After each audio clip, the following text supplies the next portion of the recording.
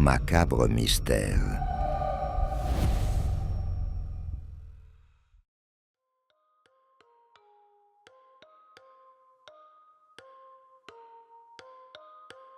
10 mai 2014, Waukesha, dans le Wisconsin. Une ville calme du Midwest américain, où les habitants se connaissent et se saluent par leurs prénoms. Des rues bordées d'arbres, des parcs verdoyants et des maisons aux pelouses bien entretenues. Ce matin-là, deux amies adolescentes, Anissa Weier et Morgan Geyser, 12 ans, se préparent pour une promenade. Elles discutent de leurs jeux vidéo préférés, de leurs histoires en ligne et de légendes urbaines qu'elles trouvent fascinantes. Elles parlent d'un personnage étrange, une figure mince, sans visage, aux bras interminables. Slender Man, une créature née sur Internet, sur un forum de fiction surnaturelle qui hante les forêts et enlève les enfants. À leurs yeux, Slender Man n'est pas seulement une légende, il est réel. Et ce matin, cette croyance va franchir la frontière du virtuel pour devenir une tragédie.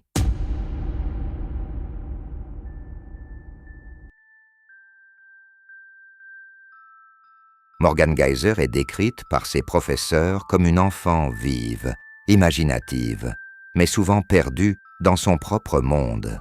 Elle aime les histoires de magie et de monstres, les dessins fantastiques, les mondes où les règles n'existent plus. Sa camarade Anissa Weier est plus réservée. Elle a parfois du mal à se faire des amis. À l'école, elle reste souvent seule pendant les pauses, son regard plongé dans l'écran de sa tablette. C'est leur passion commune pour les histoires étranges qui les rapproche. Très vite, leur amitié devient fusionnelle.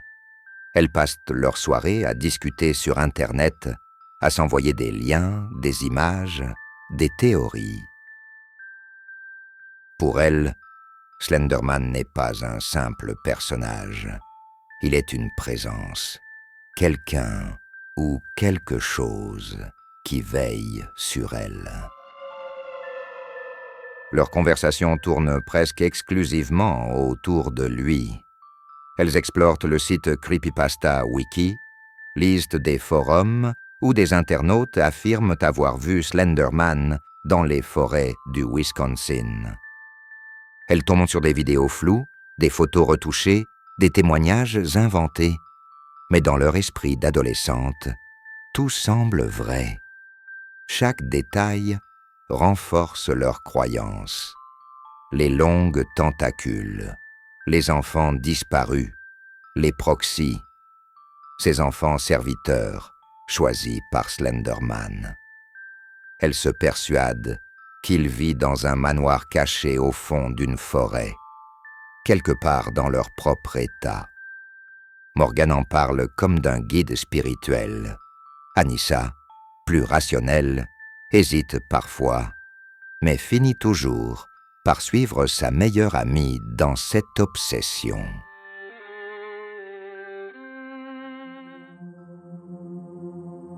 « 10 mai 2014. Après l'école, Anissa et Morgan prennent une décision qui changera leur vie à jamais. Elles prévoient d'attaquer une camarade de classe, Peyton Leutner, 12 ans, une fille qu'elles connaissent à peine, mais qui, dans leur perception déformée, doit être offerte à Slender Man pour prouver leur loyauté. Elles se préparent méticuleusement. Avant cette matinée, elles avaient déjà tenté de passer à l'acte à 2 reprises. D'abord dans la salle de bain de la maison de Morgan, puis pendant une soirée pyjama. Mais à chaque fois, la peur ou l'hésitation les avait stoppées. Anissa transporte un couteau à la maison, caché dans un sac. Elles se rencontrent dans un bois près de Waukesha, un endroit isolé et parfait pour leur plan. tout est soigneusement calculé. Pas de témoins, pas de traces. Elles croient fermement que si elles réussissent, Slenderman les récompensera et leur fera vivre éternellement dans un monde fantastique. Cette fois dans une créature fictive, alimentée par des heures de discussion en ligne, deviendra le moteur d'un acte terrible. Le matin du 31 mai 2014, le soleil filtre à travers les arbres du parc David's Park. Les trois filles rient encore. Leur voix résonne entre les troncs. Rien ne laisse deviner ce qui va suivre. Peyton pense qu'elles vont jouer à cache-cache. Morgan et Anissa échangent un regard. Il n'y a pas de mots, juste un silence lourd, une entente muette. Tout semble irréel, comme si elles rejouaient une scène qu'elles avaient trop répétée dans leur tête. Elles s'enfoncent un peu plus dans les bois. Les feuilles craquent sous leurs pas. Un oiseau s'envole brusquement. Puis Morgan murmure quelque chose qu'Anissa seule entend. C'est maintenant. Peyton n'a pas le temps de comprendre. Un mouvement, un éclat métallique, puis la douleur. Le couteau frappe, encore et encore, 19 fois. Morgan tremble. Elle dit qu'elle est désolée. Anissa regarde, pétrifiée, comme si elle assistait à une vision qu'elle n'arrive pas à arrêter. Les deux filles répètent qu'elles n'ont pas le choix, qu'il faut finir pour qu'il soit content. Elles parlent de Slenderman comme d'un dieu affamé. Peyton rampe dans la terre humide. Anissa lui dit de rester allongée pour ne pas perdre plus de sang. Puis elle s'éloigne, persuadée que la forêt les mènera jusqu'à lui, jusqu'au manoir de Slenderman. Le vent souffle doucement, comme un soupir. Les oiseaux recommencent à chanter. Et dans le calme revenu du bois, la frontière entre le jeu et la mort vient de disparaître. Un cycliste découvre Peyton Leutner, allongée sur le bord d'un sentier, couverte de sang, répétant « Veuillez m'aider, je ne veux pas mourir ici ». Elle est encore vivante, mais gravement blessée. La police arrive rapidement. Les secours transportent Peyton à l'hôpital, où elle est opérée d'urgence. Les médecins déclarent qu'elle survivra, mais que les séquelles physiques et psychologiques seront durables. Anissa et Morgan sont rapidement identifiées comme les assaillantes. Elles n'ont pas fui, et certaines preuves, comme des messages électroniques et des témoignages de camarades, confirment leur implication.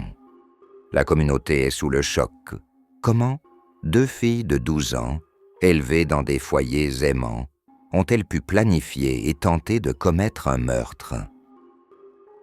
Lors des enquêtes, les experts découvrent la profondeur de leurs croyances dans Slenderman.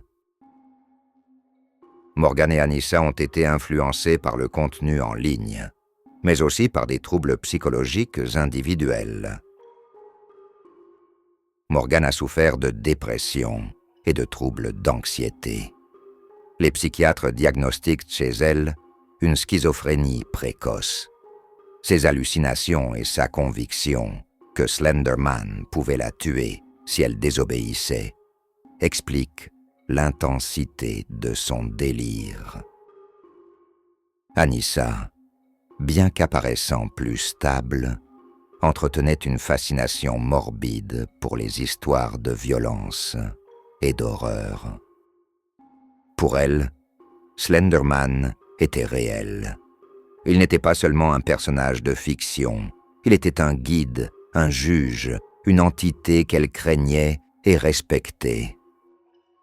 Elles ont cru que, commettre un meurtre leur permettrait de gagner sa faveur et d'être choisie comme servante ou protégée.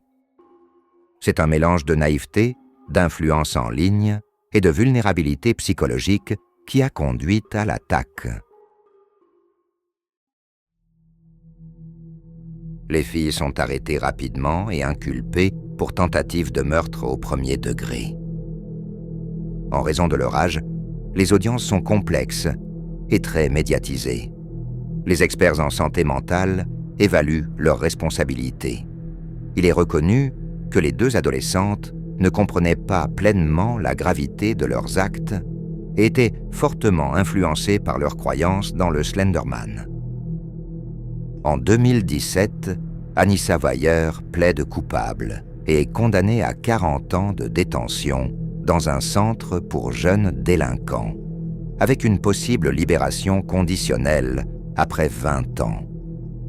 Morgan Geyser est reconnu non coupable pour raison de maladie mentale et est interné dans un établissement psychiatrique pour une durée indéterminée.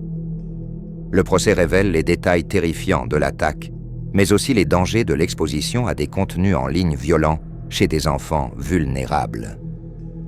L'affaire Slenderman a secoué les États-Unis et le monde. Elle a déclenché un débat sur l'influence d'Internet sur les jeunes, la responsabilité des parents et des écoles, et la manière de détecter les signes avant-coureurs chez les adolescents. Peyton Leutner survit, mais doit vivre avec des cicatrices physiques et psychologiques. Les familles d'Anissa et de Morgan sont marquées à jamais. Les communautés de Waukesha et de partout aux États-Unis se demandent comment éviter que des enfants croient tellement en une légende qu'ils commettent l'impensable. L'affaire inspire également des études sur la psychologie des croyances paranormales, la susceptibilité à la manipulation et l'impact de l'isolement social et de l'obsession en ligne.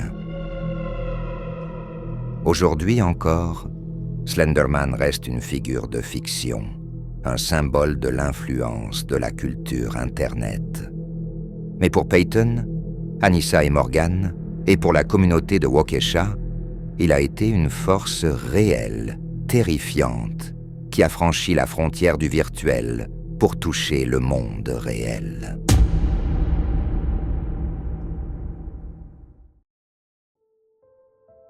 Cette affaire rappelle que les histoires, même inventées, peuvent façonner les comportements, surtout chez les esprits jeunes et vulnérables, et que le danger n'est pas toujours visible à l'écran. Il peut surgir des coins sombres, du cyberespace, et se matérialiser dans les bois tranquilles d'une petite ville. Pour les adolescents du Wisconsin et d'ailleurs, le Slenderman n'est pas seulement un mythe, il est un avertissement que même l'ami invisible le plus fictif peut déclencher des tragédies bien réelles. Et quelque part, sur Internet, Slenderman continue d'attendre qu'on parle encore de lui. Merci d'avoir écouté cet épisode. J'espère qu'il vous a plu. N'hésitez pas à mettre un avis et laisser un commentaire. Quant à moi, je vous dis à bientôt dans Macabre Mystère.